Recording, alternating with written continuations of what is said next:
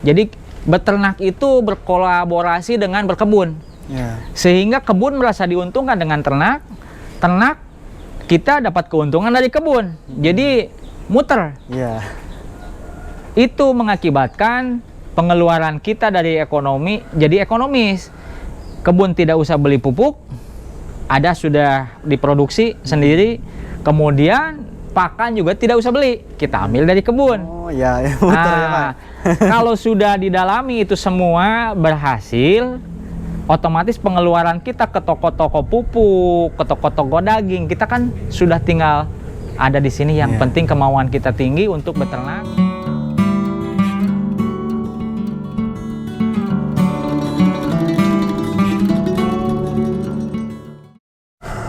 Bismillahirrahmanirrahim. Assalamualaikum warahmatullahi wabarakatuh. Kembali lagi bersama saya di Hiji TV nih. Sekarang kita berkunjung ke peternakan Mulya Farm yang ada di Cipatujah. Sekarang kita mau tanya-tanya nih seputar perdombaan di Mulya Farm. Yuk, ikuti terus. Assalamualaikum. Waalaikumsalam. Wah, punten. Mangga. Ini Pak mau tanya-tanya seputar peternakan domba ini. Boleh minta izin gitu? Mangga.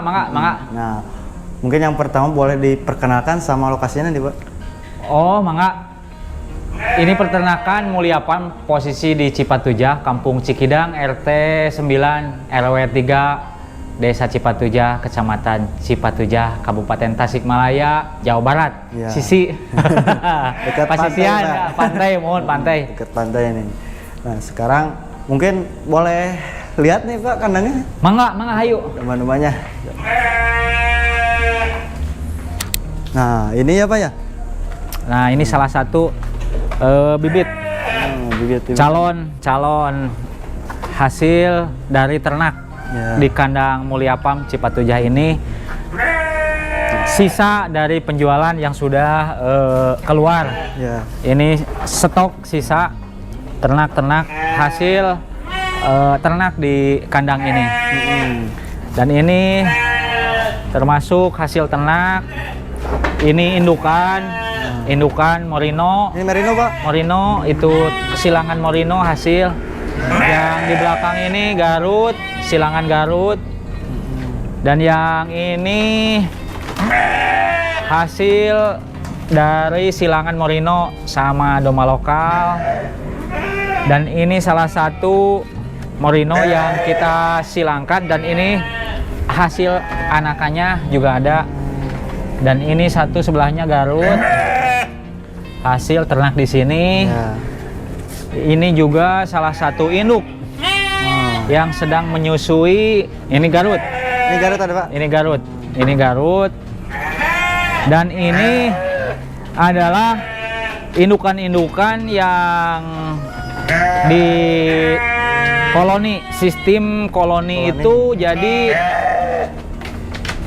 digabung antara satu jantan dan sekian betina, ada 9 ekor betina. Jadi sistemnya kawinnya koloni. Kembali lagi di koloni, tidak saya paksakan, sesuai seleranya. Alhamdulillah hasilnya seperti yang tadi sudah dilihat. Alhamdulillah sampai saat ini saya rasa sangat menguntungkan.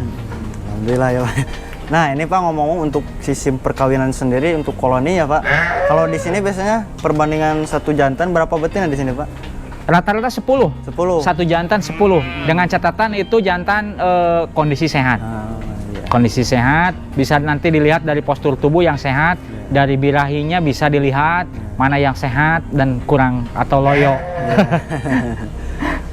Nah, ngomong-ngomong untuk memilih indukan betina yang bagus gitu Pak, ciri-cirinya biasanya Bapak sendiri gimana ciri-cirinya? Indukan yang bagus, contohnya ini, badannya panjang, memiliki dada agak lebar, tinggi, kaki-kaki tulangnya itu besar. Ekor montok agak panjang. Kalau bibit itu umum. Kalau ke gen Garut itu beda. Kalau ke gen Merino itu beda lagi. Mana bibit yang bagus, mana bibit yang sehat. nanti bisa diketahui oleh proses yang kita laksanakan dari waktu ke waktu akan tahu. Cuman secara singkat postur tubuh dapat kita lihat mana yang bagus dan mana yang kurang bagus. Ciri-cirinya kayak tadi gitu ya Pak? Kayak yang tadi. Nah ini ya Pak? Nah ini salah satu contoh bibit yang bagus. Dia memiliki panjang badan, itu punggungnya agak melengkung, itu kaki-kakinya besar, memiliki tanduk. Ini untuk Garut. Ya. Kalau untuk Garut ini pendek leher, dada lebar, tulangnya besar, dan memiliki kepala kecil, tanduk besar, kepala tidak terlalu panjang. Itu salah satu contoh yang bagus untuk Garutan. Nah ngomong-ngomong Pak, untuk perkawinan sendiri, nah, di saat lahiran gitu Pak, biasanya kalau di sini pernah ada kendala gak tuh? Ada. Kendalanya itu pertama dari kelemahan kita pengawasan, termasuk kandang kurang bersih. Yang kedua proses penanganan, kadang-kadang kalau untuk darah itu memerlukan penanganan yang khusus untuk melahirkan dan pasca melahirkan. Kalau untuk indukan yang sudah kedua kali, ketiga kali, dia kalau kandangnya sudah sempurna, tidak usah kita turun tangan, cukup mengawasi saja. Jadi itu faktor utama dalam berternak, keselamatan di dalam keuntungan itu kita jaga, kita kawal sehingga pas lahiran tidak rugi. Jadi model lahir, kemudian kandangnya kotor atau ada yang patah bambu-bambunya sehingga terperosok, itu bisa menimbulkan kerugian dalam berternak. Jadi kita harus ulet dalam melihat kondisi kandang, harus betul-betul senyaman mungkin untuk posisi melahirkan. Nah ngomong-ngomong untuk ukuran kandang koloni ini sendiri Pak, ukurannya berapa nih Pak? Kalau saya ini dikarenakan keterbatasan tempat, ini ukuran 2,5 kali 10 meter. Ini kuat untuk 15 ekor sampai 20 ekor betina, satu untuk jantan. Saya pakai ini kebetulan jantannya Merino dan indukannya ada lokal 1, 2 lokal Garut, ini sisanya ada 7. Nah ngomong-ngomong Pak, untuk mengenali ini betina yang udah isi gitu atau hamil gitu. Ya, itu perlu. Itu perlu sekali memahami mana yang sudah isi dan yang masih kosong. Salah satu tanda bahwa ternak kita sudah posisi isi, itu sebaiknya secepatnya dipisah dengan koloni. Karena itu kadang-kadang nanti kalau ambisi si jantan tinggi, dia bisa menimbulkan keguguran karena ditabrak atau terlalu capek dikejar-kejar dan lain sebagainya. Jadi kalau sudah isi kita pisah di kandang khusus untuk melahirkan khusus ya. Tanda-tanda sudah isi itu kalau kita datang ke kandang kadang-kadang dia langsung pipis. Nah itu sudah bisa ditandakan bahwa itu nanti udah isi. Gitu. Hamil muda. Secara fisik juga bisa kita lihat. Kita bisa lihat kemaluan. Kemaluan si yang sudah isi, si ternaknya sudah isi itu biasanya agak membengkak, tidak tipis, jadi agak tebal, agak menonjol, lebih dominan bareuh lah gitu. Bareuh kalau bahasa Sunda itu bareuh, atau bahasa nasional mah bengkak. Si kemaluannya itu sudah ditandakan bahwa itu isi. Kemudian dari perut juga, kalau udah hamil agak besar, perut juga agak penuh, buncit gitu Pak? Ya, agak buncit kiri kanan ya. Kalau buncit dengan pakan beda lagi. Kalau pakan dia buncitnya sebelah, tapi kalau hamil dia buncitnya imbang kiri kanan. Gitu ya. Itu kalau hamil besar. Tapi untuk mengenali kambing itu sudah hamil muda, kita dari awal sudah bisa tahu dari bentuk kemaluannya, dia bengkak. Kemudian pas kita samperin ke kandang, dia langsung pipis. Itu salah satu yang paling mudah kita kenali bahwa itu sudah isi. Sangat mudah, sangat mudah. Gitu ya Pak ya. Nah, ngomong-ngomong Mak, untuk pakannya sendiri di sini Pak, berapa kali nih? Pakan itu kita variasi Kang. Untuk pakan kita simpel. Awal kita ambisi ke fermentasi, teknologi kita gunakan, tapi di kampung itu oke lah, kita sukses dalam dunia fermentasi, dunia penggemukan, tapi kita pertimbangkan juga dengan penjualan kita yang tidak seimbang, dikarenakan di kampung itu penjualan kita berbenturan dengan harga yang murah atau standar, nanti tidak seimbang dengan antara pemasukan dan pengeluaran. Maka yang paling tepat di kampung itu ya kembali lagi ke alami. Iya. Ini modalnya cuma nasi 1 piring, paling bensin sama rokok. Udah dapat 4 karung. Ini adalah kudrat kambing, kudrat hewan secara alami. Kembali lagi ke alam, itu yang paling sehat. Walaupun memang ada kendala, waktu kita sakit, waktu kita ada halangan, uleman, kegiatan, tidak bisa ngarit. Nah, kita pergunakan juga pakan untuk yang bisa disimpan jangka panjang, atau pakan olahan silase yang difermentasi, atau rumput dari sebagian rumput yang kita bisa olah, giling, simpan jangka lama, sehingga kita kalau hujan, kalau sakit, kita tidak ngarit. Jadi ada solusi yang sangat mudah, sehingga kita tidak terpaku ngarit terus. Jadi kita bisa santai, enjoy. Kita malas ngarit, ada solusinya, yaitu pakan yang kita bisa simpan 2 tahun, 3 tahun, 4 tahun, itu bisa disimpan lama asal tidak bocor, asal prosesnya benar, kami juga doyan. Nah Pak, ngomong-ngomong untuk ini beternak sendiri di sini udah berapa lama nih Pak? Kami di sini 7 tahun. Udah 7 tahun? 7 tahun, sampai saat ini alhamdulillah berjalan lancar, menguntungkan. Juga ada segi pembinaan rohani yang didapat, yang bisa diterapkan kepada kehidupan kita sesuai Rasulullah. Hampir semua Rasul dulu berternak, dan kita mengikutinya jejaknya, sehingga nilai berkahnya itu banyak. Dari segi kemanfaatan lingkungan, kemanfaatan kotoran hewan, kemanfaatan mempermudah akses untuk masyarakat beribadah, beli hewan kurban. Untuk kita agar tidak merasa berat melakukan ibadah, kita bisa tinggal ambil. Salah satunya kalau kita beli kan kadang-kadang uangnya sayang, tapi kalau kita sudah ada itu beribadah makin lancar. Itu salah satu, salah dua, salah tiga keuntungan dari beternak.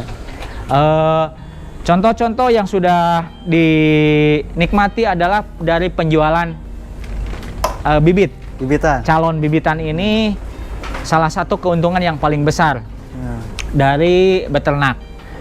Kedua, keuntungannya itu dari kotoran-kotoran ini bisa dimanfaatkan untuk ke kebun. Jadi beternak itu berkolaborasi dengan berkebun, sehingga kebun merasa diuntungkan dengan ternak, ternak kita dapat keuntungan dari kebun, jadi muter. Itu mengakibatkan pengeluaran kita dari ekonomi jadi ekonomis. Kebun tidak usah beli pupuk, ada sudah diproduksi sendiri. Kemudian pakan juga tidak usah beli, kita ambil dari kebun. Muter ya Pak. Kalau sudah didalami itu semua berhasil, otomatis pengeluaran kita ke toko-toko pupuk, ke toko-toko daging, kita kan sudah tinggal ada di sini. Yang penting kemauan kita tinggi untuk beternak, tidak ada yang susah. Cuman didampingi kesabaran, keuletan, doa sama Yang Maha Kuasa. Insya Allah kalau kita sudah menjiwai ternak secara perlahan-lahan dengan proses yang ada, kita akan diberi keuntungan secara otomatis sama hewan. Kuncinya begini, kalau kita hidup ingin enak, kalau kita ingin berternak ingin enak, kalau kita ingin bertani ingin enak, kalau kita berusaha ingin enak, kuncinya adalah diri sendiri. Kalau diri kita sudah enak, otomatis berternak enak, bertani enak, berusaha juga enak. Kuncinya kedekatan kita sama Yang Maha Kuasa. Sebab hewan juga ada yang menghidupkan, ada yang ngatur. Yang ngatur diri kita itu adalah sama Sang Holy. Kalau kita ingin berternak baik, otomatis kitanya harus baik. Kalau kita ingin bertani dengan hasil tani yang baik, otomatis kitanya yang harus baik dulu. Nanti dari hasil tani itu timbal baliknya akan baik pula. Kalau kita ingin berumah tangga, berusaha dan lain sebagainya, kuncinya dari diri kita. Harus baik dulu kita sendiri. Otomatis nanti akan memberi dengan otomatis, tanpa kita minta, tanpa kita sadari, akan memberi berbagai macam kebaikan. Sebab ada yang udah ngatur. Betul. Nah, itu kuncinya. Kalau ingin baik peternakan, baik dulu diri sendiri. Kalau ingin baik pertanian, baik perbaiki dulu diri sendiri. Itu kuncinya.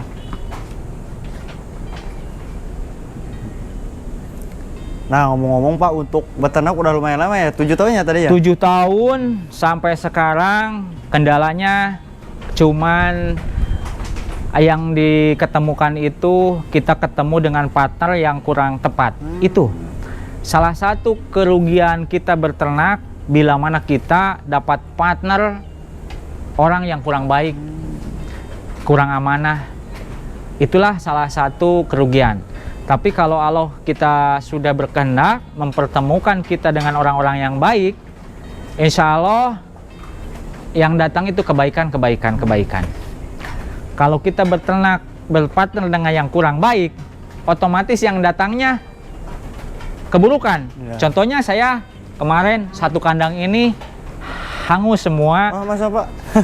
Dikarenakan kita berpartner dengan orang yang tidak amanah, sehingga ya mereka jualin tanpa semangat Tuhan saya. Itu selektif dalam memilih partner kerja atau partner bisnis yang tepat, itu pentingnya di sana. Itu saja saya kira. Kalau untuk kendala dalam berternak, contohnya keguguran, kematian, itu ada aja. Tetap manusia juga sama, tidak luput dari itu semua. Sebab kita ini proses, tidak bisa kita menguasai semua secara sempurna. Itu adalah pelajaran buat kita agar kita lebih meningkat dalam keilmuan, dalam kesabaran. Di balik itu semua Allah punya rencana yang lebih baik. Betul Pak.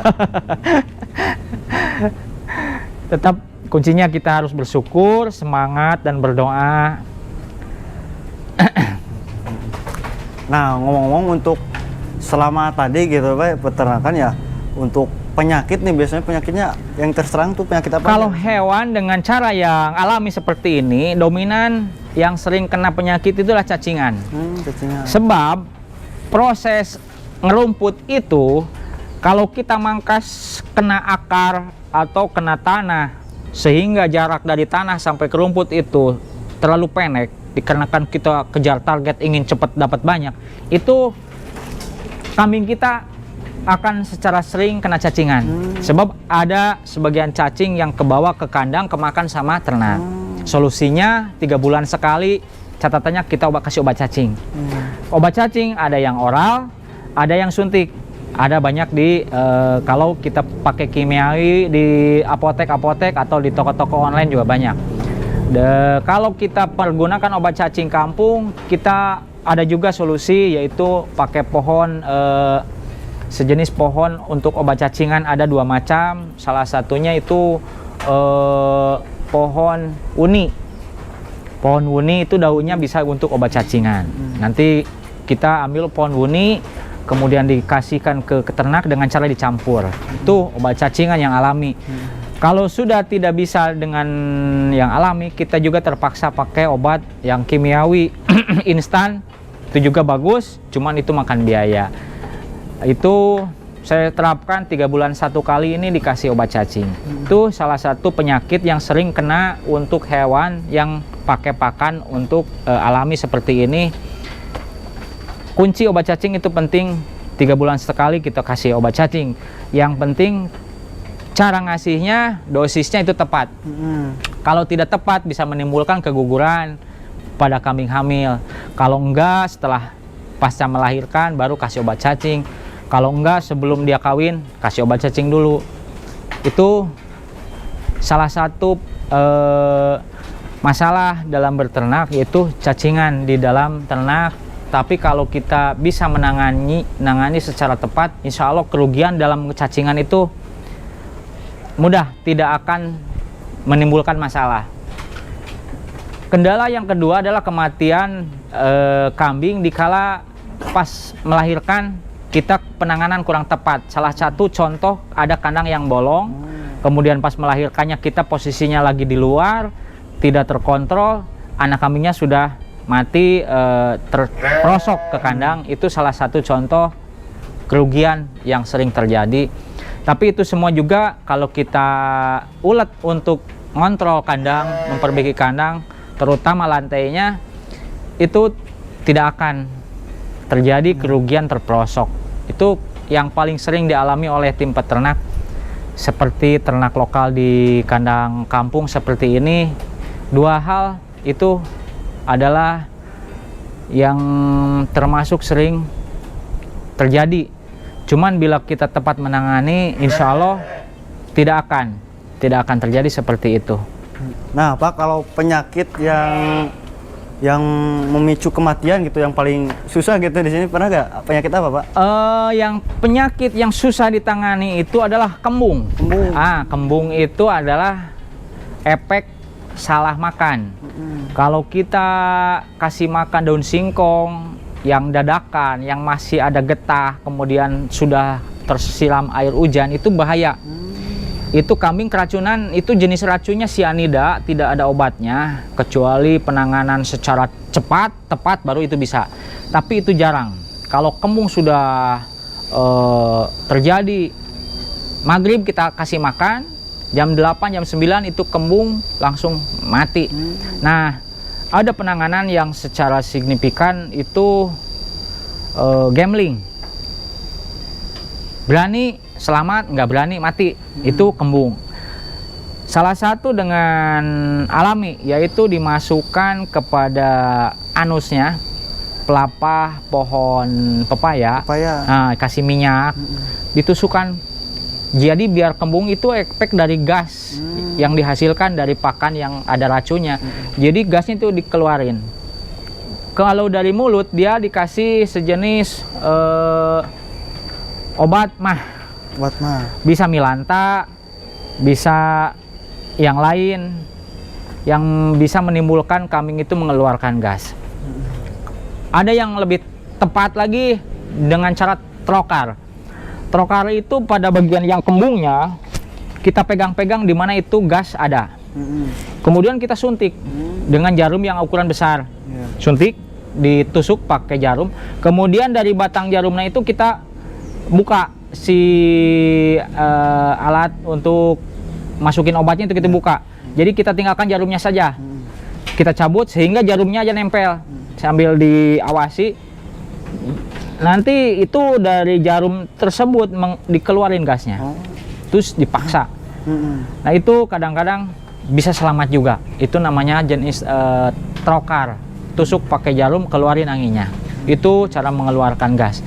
Cuman rata-rata di kampung itu tidak diketahui secara umum.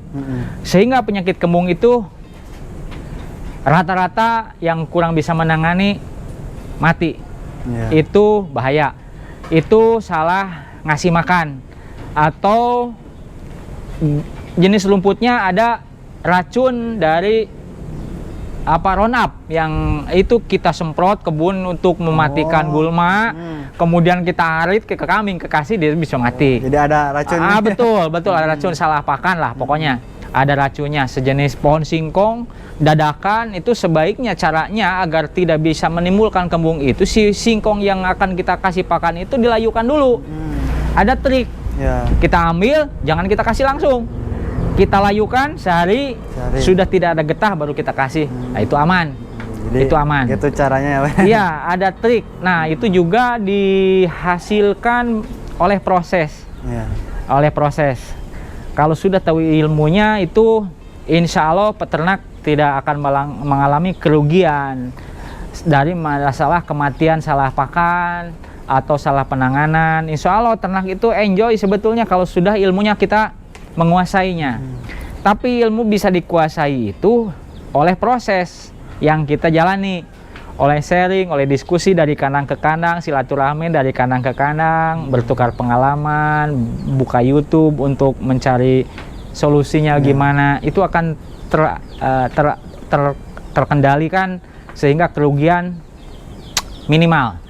Untuk sekarang kalau di kampung kerugian sih tidak ada, cuman mungkin kendala. Ya kendala itu di kampung pemasaran. Pemasaran itu dihadapkan dengan bandar atau tengkulak ternak yang dengan harga murah. Itu cuman curhatan peternak aja. Ini solusinya gimana? Tidak ada pasar ternak. Paling ini bisa dipasarkan dari ternak ke ternak atau ada memfasilitasi 1-2 orang untuk beribadah kurban atau akikah sehingga bisa melayani untuk partai kecil. Untuk partai besar kita susah. Di kampung itu susah. Ada juga dijual ke bandar satu kandang dengan harga murah, itu udah suatu kendala, bukan kerugian sih, cuman mungkin kendala kekurang berhasilan ternak-ternak di kampung itu salah satu yang umum terjadi di kalangan peternak lokal di kampung-kampung seperti kami ini. Dihadapkan dengan harga yang murah. Nah, baik, tadi udah ini ya Pak, keliling-keliling sama di kandang gitu. Jadi ini Pak, untuk dombanya sendiri ini pedaging apa ada yang lain gitu Pak? Ini multi Kang. Pedaging bisa, domba kontes bisa, domba hobi juga bisa. Dulu kita awal-awal berangkat itu kita karena hobi berangkat kontes. Ada kontes domba Garut, kita kadang-kadang nonton dan kadang-kadang kita juga ikut. Kemudian ada kontes kambing PE, ada kontes domba Merino, kita kadang-kadang suka juga. Itu awalnya dari hobi dulu. Dari hobi kita tertarik, kita coba-coba beternak dan sampai sekarang alhamdulillah. Cuman sedikit kita garis bawahi bahwa kita itu dilahirkan ke dunia ini bukan cuman untuk mengejar kesenangan atau hobi saja. Tapi kita diturunkan oleh Allah, diciptakan oleh Allah ke dunia hanya untuk beribadah kepadaku. Maka kita juga di sini berubah pelan-pelan dari awal mula hobi kontes, sekarang kita beralih sedikit demi sedikit ternak kita dirubah untuk kita bagaimana agar seginya ke arah keberkahan atau ibadah. Jadi kontesnya itu kita ditekan, dikurangi gitu. Seminimal mungkin. Oh, iya. Dulu ini, ayo kita lihat. Ini sejarah saya awal kontes. Ini domba Garut. Ini sempat mendapatkan juara. Waktu saya suka kontes, kini berkibar bendera ini. Namanya si Dendo namanya. Ini orang-orang pada takut kalau domba ini turun ke lapangan, sebab ini memiliki kekuatan untuk penghancur lawan yang sangat besar. Dari ininya juga tanduknya besar. Nah, ini Garut asli ini. Dulu saya belinya ini 8 juta bibit. Nah, dikarenakan sekarang saya sudah beralih ke ternak pedaging, sedikit demi sedikit hal-hal yang misalkan sebuah budaya yang bertentangan dengan syariah, apa salahnya kita tekan seminimal mungkin dan kita mulai beralih mana yang lebih berkah. Ya, kita masih ada ini Garut, contoh ini masih Garut ini. Nah, ini Garut ini. Nah, ini calon Garut kontes. Hasil dari ternak di sini. Satu. Kemudian ini. Jalur. Nah, ini. Nah, ini kelas kontes. Ini harga signifikan. Ini bisa 4 juta, 5 juta. Paling murah ini 2,5 juta. Kalau ini bibit betina, ini bibit unggul Garut juga sama. Ini bibitnya mahal. Bisa aja 3 juta, 3,5 juta ini bibit untuk calon bibit. Ini kakinya tinggi, besar, postur tujuan panjang. Ini bibit super kelas cetak. Yang namanya cetak itu sebuah bibit yang bisa menghasilkan, bisa mencetak sesuai yang kita inginkan. Contohnya untuk Garut itu ada yang namanya bibit cetak, itu bisa mencetak sesuai yang kita inginkan, sesuai bapaknya. Jadi tidak ada indukan yang dibawa keturunannya hasil dari induk, tapi gennya itu 100% dari bapak. Bapaknya kayak gini, nanti turunannya juga kayak gitu. Itulah bibit cetak. Yang namanya bibit cetak itu mahal. Bisa bibitnya aja bisa 3 juta, 4 juta. Ini hasilnya. Kalau bapaknya seperti ini, nanti turunannya juga seperti ini. Itu disebut bibit cetak. Nah, ini adalah turunan bibit cetak. Yang ini adalah bibit Garut asli yang bisa mencetak sesuai dengan keinginan kita, sesuai bapaknya yang kita untuk kawinkan. Jadi harganya signifikan mahal. Dan ini hasil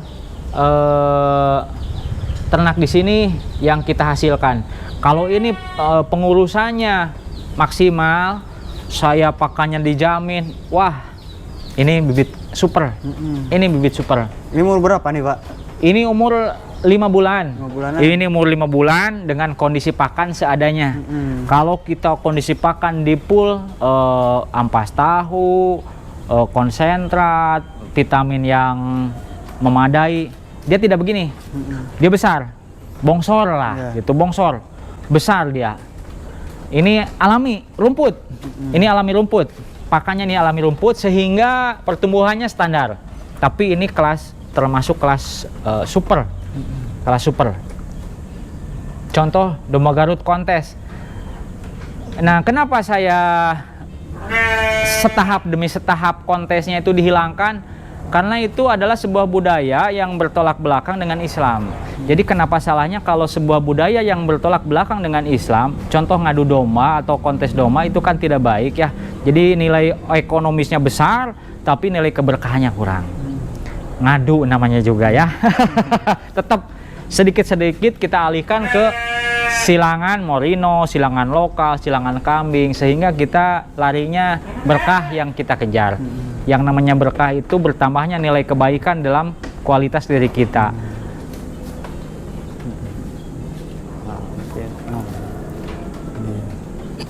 Nah, ini Pak, mungkin ada tips sama motivasinya nih buat teman-teman yang pemula, yang milenial gitu, buat ini apa dulu yang harus disiapkan gitu, untuk teman-teman peternak Indonesia, khususnya di Tasik Selatan, Cipatujah, di peternakan Pramulya Cipatujah, mungkin sama saya tidak asing lagi. Tipsnya itu, dimana ada kita niat baik, jangan ditunda-tunda.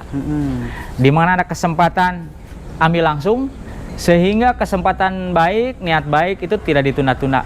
Melangkah, semangat, kita bisa. Tidak ada yang tidak bisa. Allah pasti menuntun jalan untuk melangkah lebih baik. Kalau kita itikadnya baik, insya Allah kita di sini terbuka untuk belajar, untuk sharing. Pintu 24 jam terbuka untuk kawan-kawan yang ingin belajar masalah pakan. Ini apa? Pakan fermentasi. Banyak di sini pakan alternatif untuk kita nanti, asal jangan tidak ngarit. Jadi kita ada solusi bagaimana caranya, bagaimana prosesnya sampai bisa. Insya Allah kita terbuka untuk bimbing. Yang penting ada niat kuat. Insya Allah tidak ada yang tidak bisa. Kun payakun, manjada wazada. Jadi harus coba dulu, mulai dulu gitu ya Pak ya? Semua perlu coba. Yang penting dalam berternak itu adalah proses. Jadi proses itu nomor 1. Tidak ada yang tidak instan. Pasti ada kendala. Cuman untuk meraih kesuksesan itu kita harus melewati proses keilmuan, proses kesabaran. Di dalam berjuang itu tidak ada yang instan. Tetap saya sampai bisa begini juga 7 tahun. 7 tahun ya. 7 tahun. Tapi alhamdulillah dari segi penjualan selama 7 tahun ini lebih dari 100 juta yang saya hasilkan itu berbentuk materi langsung yang saya catat. Apalagi yang belum tercatat, yang tertipu, yang mati, yang dipakai untuk fasilitas ibadah itu lain lagi. Lain lagi. Alhamdulillah. Alhamdulillah. Alhamdulillah. Nah, buat teman-teman ya yang mau belajar gitu ya Pak ya. Mau belajar, sharing-sharing atau mau cari-cari domba boleh ya Pak ya? Wah, boleh, boleh. Boleh. Belajar mana domba sehat, mana domba yang kurang sehat. Ini kita nanti akan kasih tahu bagaimana tips memilih domba, bagaimana tips beternak. Kita di sini terbuka. Di sini juga menyediakan, cuman mungkin kalau misalkan di sini harganya signifikan, fantastis ya wajar saja dikarenakan ini bibit pilihan. Bisa tetap pilih-pilih dari lokasi lain, dari tempat lain. Yang penting kita sudah catatan tahu mana yang bagus, mana yang tidak kan. Di sini sharing kita terbuka sambil ngopi. Ini langsung ke sini ya. Langsung gitu. Silaturahmi. Dengan silaturahmi janji Allah ada 2, dipanjangkan umur, tambah rezekinya. Ya, betul. Ini domba Morino, induk Morino ini. Merino ini Pak ya? Morino atau kita tahu dari Jawa. Jadi domba batur. Nah ini domba batur dan itu adalah anak-anakan yang kita produksi di sini. Alhamdulillah. Sisa penjualan ini juga domba Garut ya sisa penjualan. Nah Pak, ngomong-ngomong untuk kohenya sendiri, kotorannya sendiri tuh Pak diaplikasikan ke mana? Sini nih, contoh, ikuti. Siap. Untuk kohe kita manfaatkan puter ya. Sistem puter itu kita puter. Kita produksi kohe ini ke. Nah ini salah satu manfaat dari ternak. Jadi selain kita untung dari bibit dari kambing ternak, tapi kita juga dapat untung dari kohenya itu dipakai untuk pupuk. Jadi kita pupuk tidak usah beli. Dengan harga sekarang pupuk mahal, sudah pupuk setelah mahal susah. Nah, kita dengan enteng tinggal ngambil, diolah sedikit dengan alami, langsung kita kasih. Langsung kita kasih. Ini pohon-pohon subur begini tanpa pupuk, tanpa kasih pupuk yang dari toko. Ini tanpa pupuk toko, ini alhamdulillah menghijau semua. Itu semprot, itu kena semprot, itu warnanya tidak hijau karena itu rumputnya disemprot.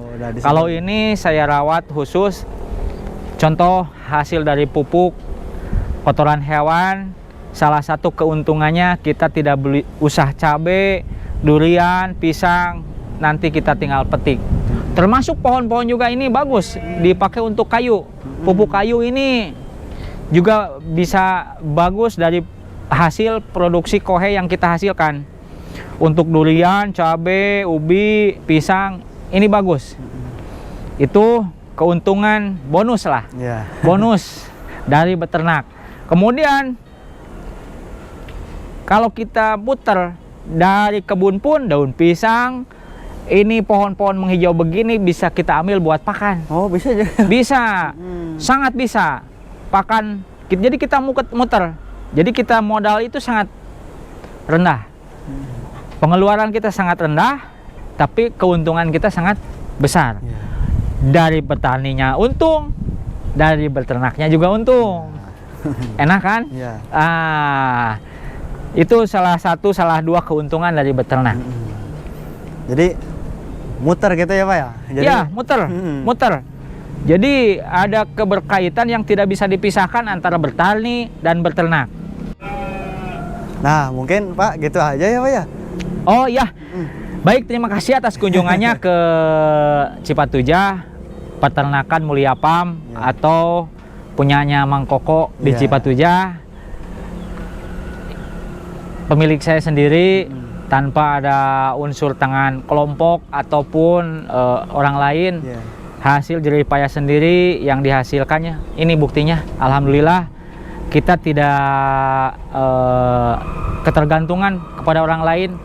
Kita membuka peluang usaha untuk ngarit, untuk bertanam, untuk berternak. Alhamdulillah selamat mencoba bagi rekan-rekan pejuang ternak, pejuang ngarit, pejuang pertanian.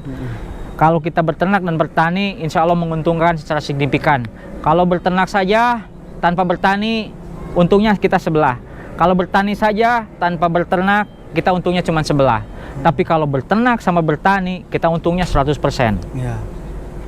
Ada sirkulasi perputaran uang di sana yang saling membutuhkan antara ternak dan pertanian. Itu saja, mudah-mudahan ini bermanfaat bagi semua generasi muda peternak dan peternak. Tidak bisa lebih.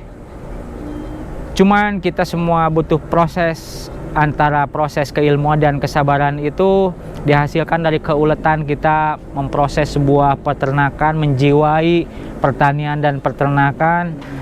Alhamdulillah saya rasa ini menguntungkan sekali.